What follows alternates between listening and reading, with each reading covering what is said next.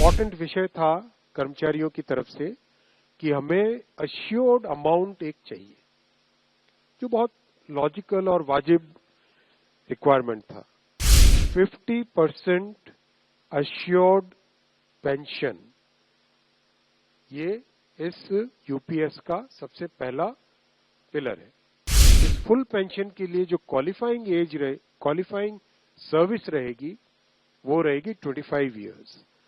Assured pension, assured minimum pension 10,000 rupees per month, वो इसमें UPS में थर्ड पिलर ये रखा गया। ऑप्शन रहेगा, कोई अगर एनपीएस में रहना चाहे तो एनपीएस में रह सकता है, यूपीएस में ऑप्ट करना चाहे which is naturally a very attractive scheme, तो उसमें ऑप्ट कर सकता है। आज प्रधानमंत्री श्री नरेंद्र मोदी जी की अध्यक्षता में यूनियन कैबिनेट ने यूनिफाइड पेंशन स्कीम को अप्रूव किया है, इसको अनुमोदित किया है और ये स्कीम अभी आने वाले समय में लागू होगी। इम्पोर्टेंट विषय था कर्मचारियों की तरफ से कि हमें अश्योर्ड अमाउंट एक चाहिए, जो बहुत लॉजिकल और वाजिब रिक्वायरमेंट था। तो इस डिमांड पे एक मेथोडिकल वे में काम करके और एक्चुअरियल साइंसेस, जो लोग आगे का भविष्य का रिक्वायरमेंट वगैरह कंप्यूट करने का एक तरीका होता है जिसको एक्चुअरियल साइंस बोलते हैं, उनके साथ मिलके कई तरह के फाइनेंशियल मॉडल्स को प्रोजेक्ट करके और सबके साथ मिलके एक सिस्टमेटिक तरीके से 50% अश्योर्ड पेंशन, ये इस यूपीएस का सबसे पहला पिलर है। इसकी डिटेलिंग देखनी चाहिए हमें। जो ये अमाउंट मिलेगा वो रिटायरमेंट से पहले के 12 महीनों की एवरेज बेसिक पे का 50% होगा।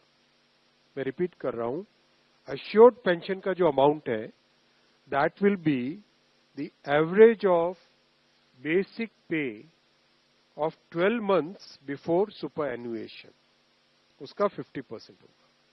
और इस फुल पेंशन के लिए जो क्वालिफाइंग सर्विस रहेगी वो रहेगी 25 इयर्स, यानी 25 वर्ष तक अगर किसी ने काम किया है, सेवा की है, तो उसको फुल पेंशन यानी जो ये अश्योर्ड पेंशन का अमाउंट है वो मिलेगा। 25 साल से अगर कम है लेकिन 10 साल से ज्यादा है तो उसमें प्रोपोर्शनेट पेंशन रहेगी, प्रो रेटा वो पेंशन का अमाउंट बनेगा। जो कभी किसी कर्मचारी की डेथ हो जाए तो फैमिली पेंशन एक बहुत बड़ा, स्पाउस के लिए ये बहुत बड़ी एम्प्लॉयज की एक रिक्वायरमेंट थी, डिमांड थी। तो सेकंड पिलर इस यूपीएस का है अश्योर्ड फैमिली पेंशन। किसी भी कर्मचारी के डिमाइज से पहले, इमीडिएटली पहले जो पेंशन थी, अमाउंट था, उसका 60% मिलेगा एम्प्लॉय के, डिसीज्ड एम्प्लॉय के स्पाउस को। ये सेकंड पिलर है।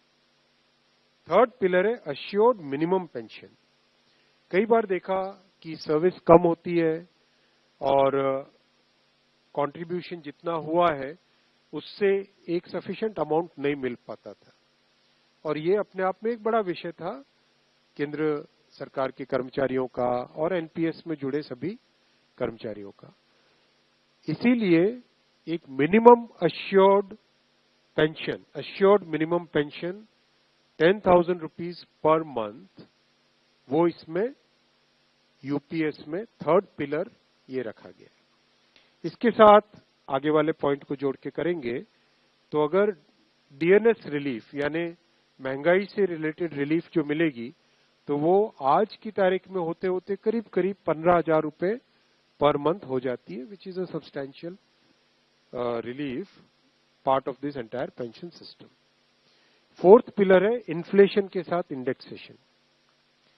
जैसे केंद्र सरकार के एम्प्लॉयज के लिए सैलरी में डीएनएस अलाउंस होता है, उसी पैटर्न पे जो इंडेक्स है, सेम इंडेक्स को यूज करके all India consumer price index for industrial workers, इसको यूज करके assured pension, assured family pension और अश्योर्ड मिनिमम पेंशन, इन तीनों के तीनों जो आपने पिछले पेज पे तीनों पिलर्स देखे, assured pension, assured family pension और अश्योर्ड मिनिमम पेंशन, इन तीनों के ऊपर इन्फ्लेशन इंडेक्सेशन डीएनएस रिलीफ के बेसिस पे मिलेगा। डीआर, डीए की जगह डीआर, डीएनएस रिलीफ।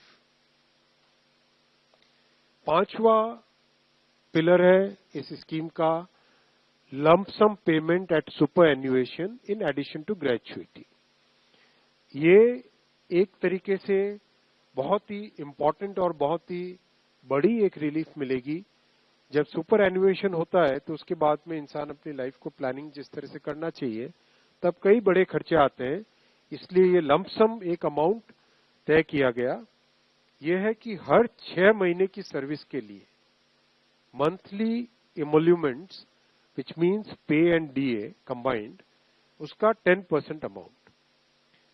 तो ये एक अपने आप में सब्सटैंशियल एक अमाउंट रह जाएगा। जैसे मान लीजिए किसी का 30 इयर्स की सेवा है तो उसमें करीब करीब 6 महीने की सैलरी, समनाथन साहब दैट्स करेक्ट ना, करीब करीब 6, तो उसको 6 महीने की इमोल्यूमेंट्स जो उसकी रहेगी पे प्लस डीए मिला के, वो एक लमसम अमाउंट की तरह मिलेगा।